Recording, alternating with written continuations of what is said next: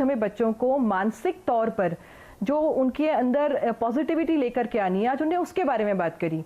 और उनने सबसे ज़्यादा मोटिवेट करने के लिए सिर्फ जो बातें उनने बोली, आप एक एक बात जो उनकी ध्यान दें, जो उनकी एग्ज़ाम वॉरियर बुक में भी उनने लिखी है।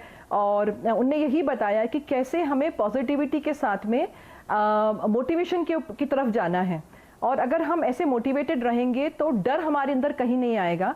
और एग्ज़ाम तो हमारे पास बहुत एक्सपीरियंस एग्ज़ाम देने का, हम ये क्यों एक बोर्ड की परीक्षा को बहुत बड़ा मान लेते हैं। हम अगर 12वीं तक आए हैं, 10वीं तक आए हैं, तो हम एग्ज़ाम दे कर आए हैं हर साल, तो हम बहुत एक्सपीरियंस लोग हैं। बच्चे बहुत एक्सपीरियंस्ड एग्ज़ाम देने के लिए, उनको इससे डरने की बिल्कुल कोई ज़रूरत नहीं है। और बहुत अच्छा जो आपने पॉइंट रखा, उनने बोला चिट्ठी लिखने के लिए। और आप देखोगे ना तो काउंसलर्स ये ज़्यादा बहुत सारी बातें जो है ना, जब आप काउंसलिंग कर रहे होते हैं बच्चों की, तो काउंसलर्स ये बातें उनको बताते होते हैं कि हाउ टू डी स्ट्रेस, अपने आप को कैसे डी स्ट्रेस करना है। अब की मन की बातें जो आप बोल नहीं पा रहे हैं सबसे, वो आप हमेशा लिख सकते हैं और लिख के कर सकते हैं।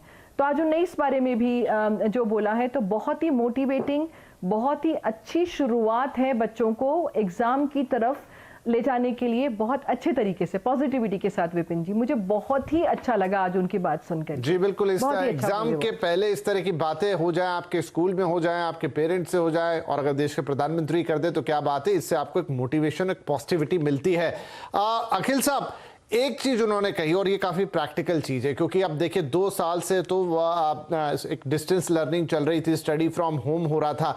माता पिता की भी शिकायत थी, इनफैक्ट बच्चे भी ऐसा महसूस करते थे कि जो ऑनलाइन क्लासेस है अब वो उतनी काम की नहीं है, या उसमें वो स्कूल जैसा ना तो डिसिप्लिन है, ना स्कूल जैसा आपको कनेक्शन मिलता है। एक बहुत ही सिर्फ एक काम चलाऊ सी चीज़ है। लेकिन उन्होंने बड़ी अच्छी बात कही कि देखिए ये बड़ा इंपॉर्टेंट है कि आपको ऑनलाइन में भी वही मिल रहा था जो ऑफलाइन में मिल रहा है, मतलब कोर्स कुछ अलग नहीं हो जा रहा। ठीक है, आपका माध्यम बदला है, लेकिन उन्होंने कहा कि माध्यम की प्रॉब्लम ही नहीं, प्रॉब्लम है मन की। अगर आप क्लास में भी बैठे हैं, मन कहीं और है, तो कोई मतलब नहीं है। और अगर आप ऑनलाइन क्लास से दूर भी बैठे हैं, अपने घर से पढ़ रहे हैं, और लेकिन मन लगाएंगे तो कोई प्रॉब्लम ही नहीं कि फिर आपको समझना है। तो एक अच्छा पॉइंट उन्होंने टीच आउट किया है कि शायद हम बहाना खुद ही में खोज लेते हैं, लेकिन अगर मन लग रहा है तो फिर ना ऑफलाइन का प्रॉब्लम है ना ऑनलाइन का प्रॉब्लम है, आप पढ़ ही लेंगे।